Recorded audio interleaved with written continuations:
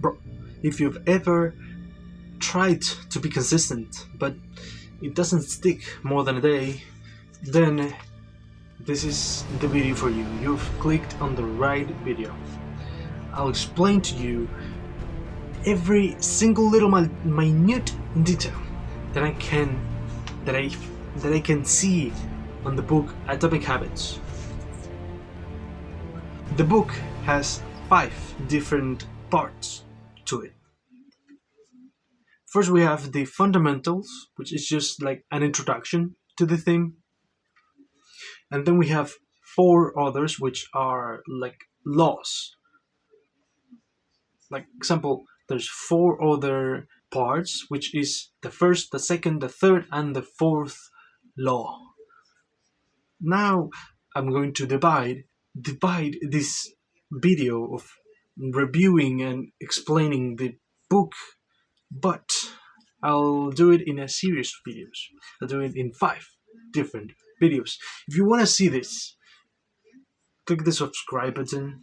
And yeah, almost forgot. Thank you for watching.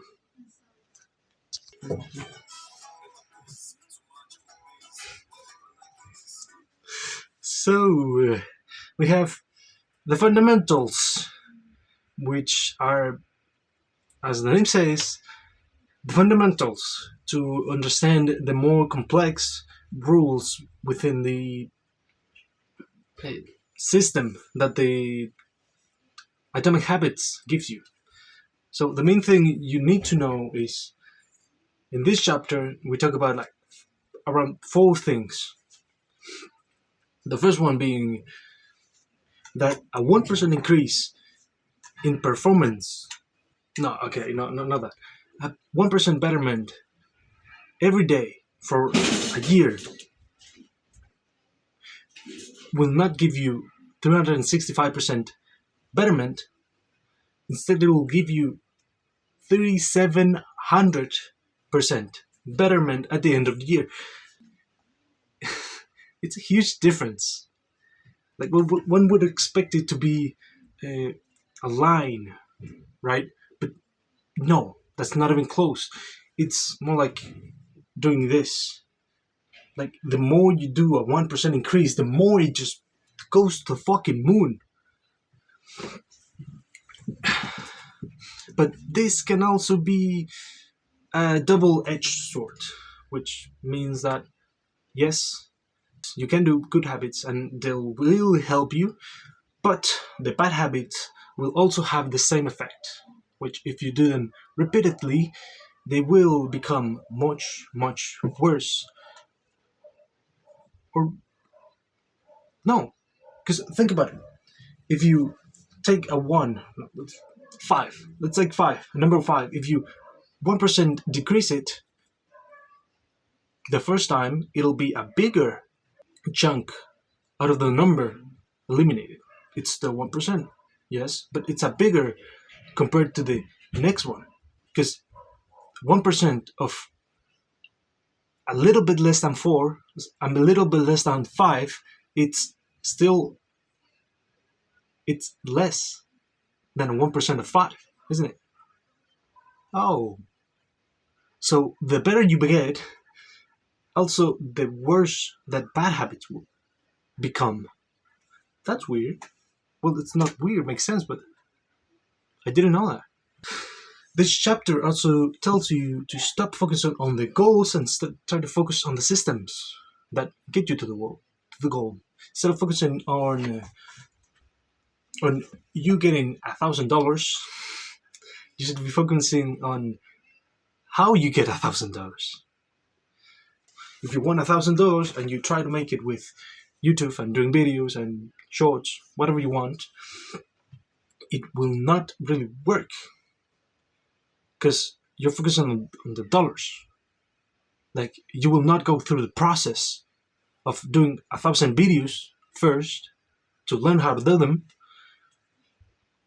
but you will want to get the results first, which would not be beneficial.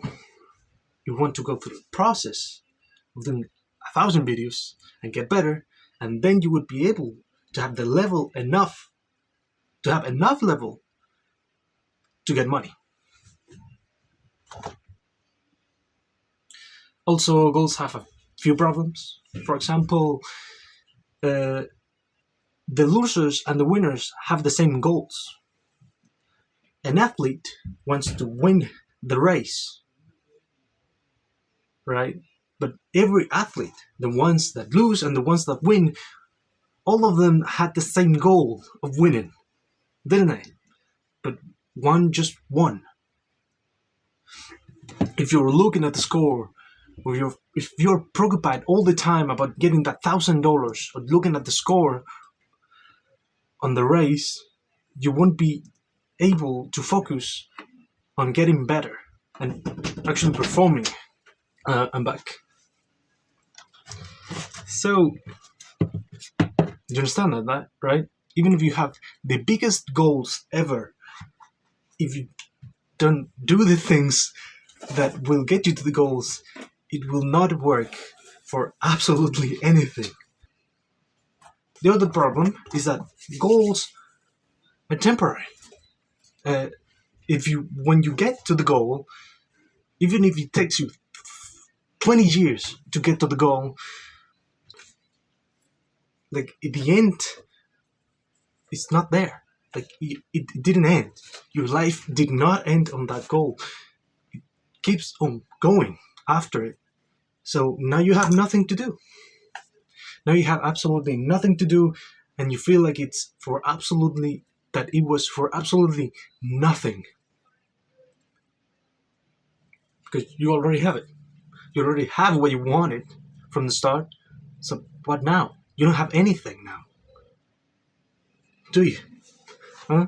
That's why you have to focus on the system. Enjoy the system. Make yourself enjoy making videos, making these things, working. You have to enjoy working. That's one of the things.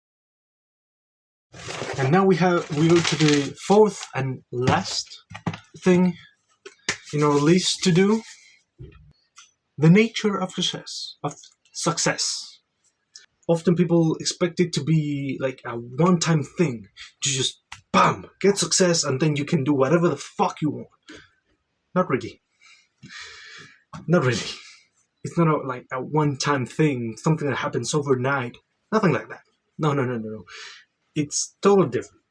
It's contrary to that. What I mean is that you spend years trying to get success, right? You spend years trying to make videos, or months trying to make videos, good videos, and learning from each and every single one of them. But you might not make it big, ever. But then one random video that apparently it just happened to explode into viralness. But it's not like that video was the one that made just that video alone. It was all the other videos that you made before that made you slightly better, 1% better, 1% better, that made that boop, that up curve, which started that up curve. I didn't explain this topic good at all. Let me rephrase that. The nature of success is not something that happens overnight, but it's more a process. A process that is kind of like something breaking, If you try to break this bottle, it'll bend a little bit.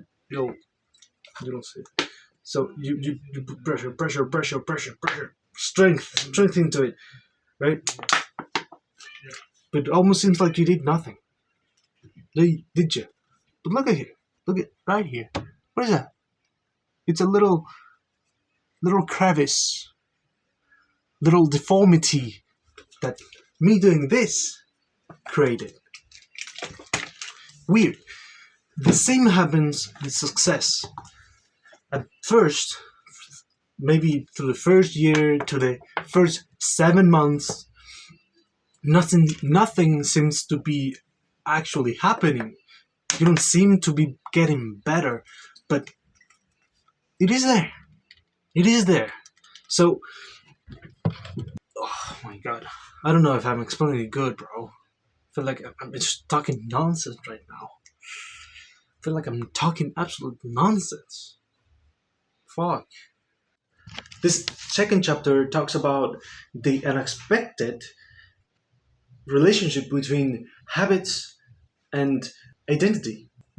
But first, we learn that there's three levels of changes.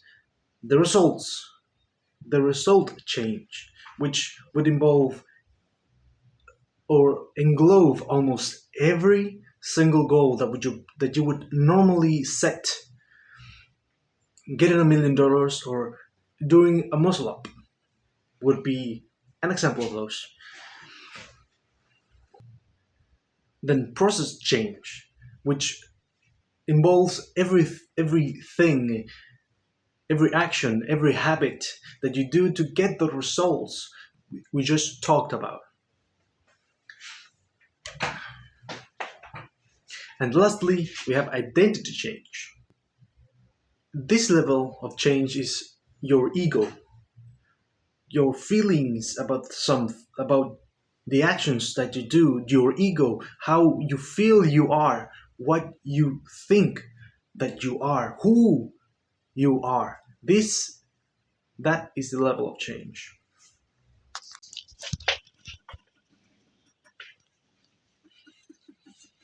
Anyways,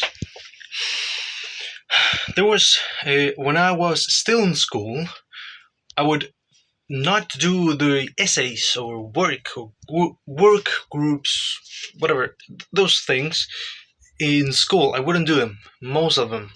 So what I would need to do is basically do that like the last one of the year. I would need to do it like actually do it, but I waited like at the actual last day to do them because I needed the score to go a little bit higher. I needed those grades to go a little bit higher than I were actually had in that moment. And that probably happened because I didn't think myself as someone that would do the essays or shit that the school gave me to do.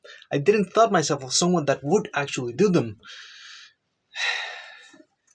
So if you try to do the exact same thing in anything else, in getting $10 million, for example,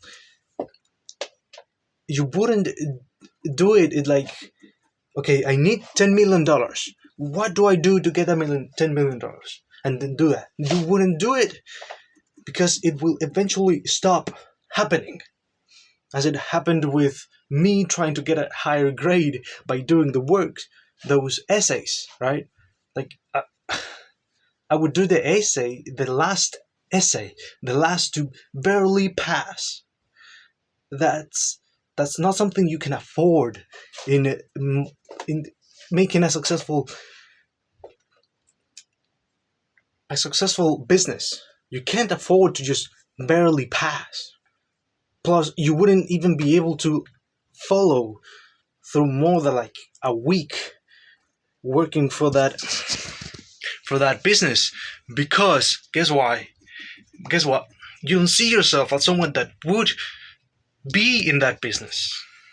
You have to change that belief on yourself, and that's exactly what this chapter teaches us mainly. That identity basically makes habits so much easier. Also, the two-step process of changing identity, which is very useful because identity really makes your habits change and be able to progress a lot faster, and maybe progress at all in some certain areas. This two-step process is defining who you want to be or become, and try to get in as much detail as you would imagine. in this person. You should imagine yourself in his shoes. What would this person react to when he's facing the same problems that you are facing? How would he react? What would he do? What would he think? That's what you should be writing down. Now that you have this written down, literal explanation of how to be this person, you get those. You have to prove yourself that you're him, that you are him. Now, how do you do this? It is by small wins. Small wins slash habits. Small habits. And why habits? Habits, basically what they are is just the basics, the proof that you are who you are. Habits build your ego from the moment that you were born. Every action that you've ever thought about doing or making, right? Everything, every little action has made you into the person that you are, or more that you think you are. Your ego, plus the literal source words from Latin for identity literally means repeated beingness. Identity is kind of like a democracy, but you vote with your actions for the type of person that you want to become, or the type of person that you want to leave behind and forget about.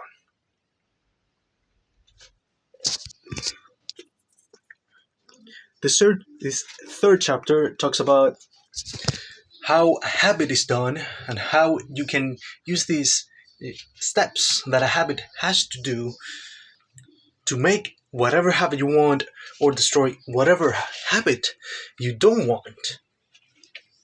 So let me explain to you a little bit how a habit is created. A habit is created when someone starts doing something new. That's when a habit starts to be created. When you start doing something new, you're focused on it. Most of the time, you're very, very, very freaking focused on it because, well, you don't know anything about it, do you? It's like playing League. When you start playing League, it's like so hard, so many items, so many champs, so many abilities, so many things. The map, what the fuck does this thing do? But then just a few months after that, if you keep playing it, it becomes just like, oh yeah, that's a character that has this ability, and can do this and that, and with that item it can do that. All these different things that just become second nature.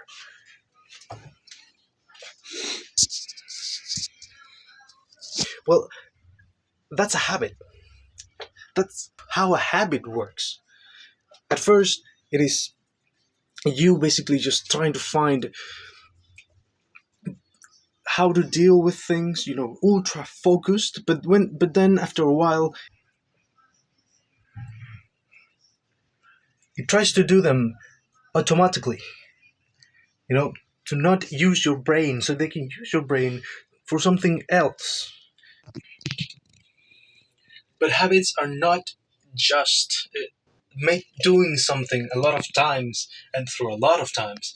It also has steps that it goes through. For example, the cue, the craving, the response, and the reward. All of these steps, well, most of them, you can make them easier to make a habit out of whatever the fuck you want, or break a habit in each step. Like, have a plan. Whenever one step gets completed, you just break it there. Then the book Atomic Habits teaches us about 4 rules, each corresponding to the four main steps that a habit can have. The first law is about the cue, the thing that starts the habit, that your brain notices before it thinks, oh, yeah, right, I have to do this. That's the cue.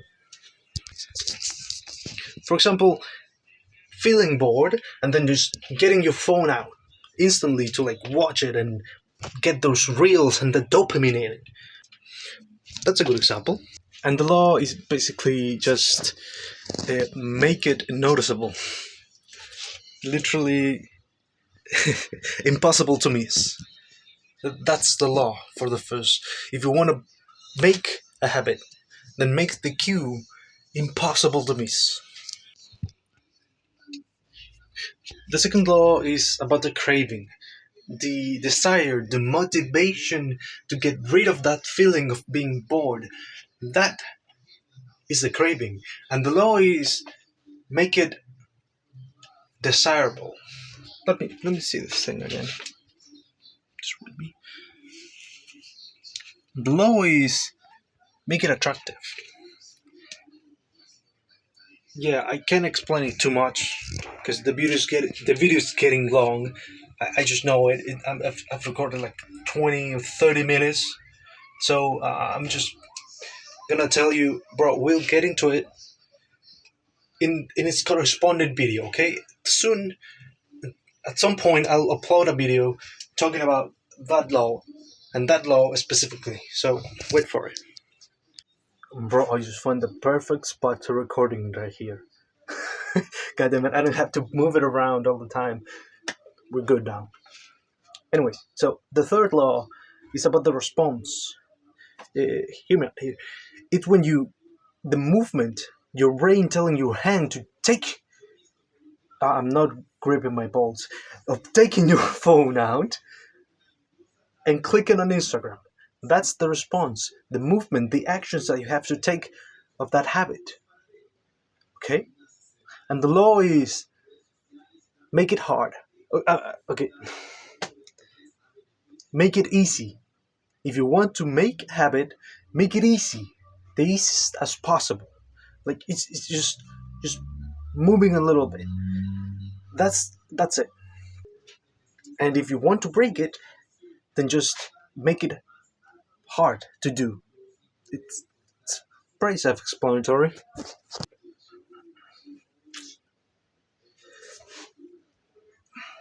And the fourth law is about the reward.